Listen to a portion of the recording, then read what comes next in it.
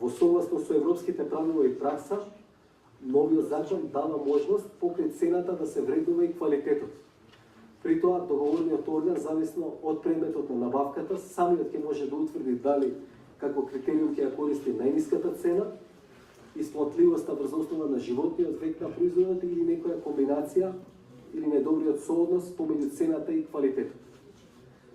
Така, кога се набавува, например, хартија, може како критериум договорниот орган да одлучи да биде само најниската цена.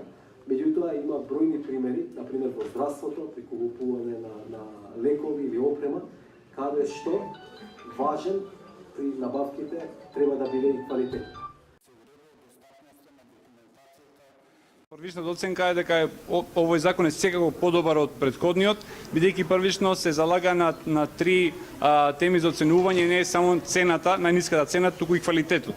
Значи тоа е еден дел од подобрениот пристап на овој закон.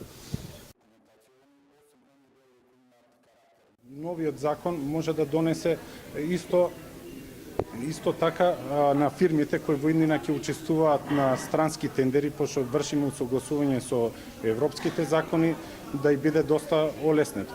Овој закон се подпира на директивите на Европската унија од 2014 година и се надеваме дека ќе изработиме добар закон и дека законот ќе остане подолго време, пример да речеме несменет, за да има правна сигурност, пошто до сега многу често се менуваше.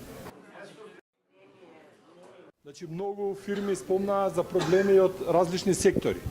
Пример, секторот градежништво има едни проблеми, секторот, услуги има други, градежништво трети и тие многу тешко можат во еден генерален текст на законот да бидат соодветно адресирани. Значи, многу фирми сметаа дека има потреба од донесување на подзаконски акти кои што ќе го регулираат постапувањето на договорните органи поднос на овие процеси.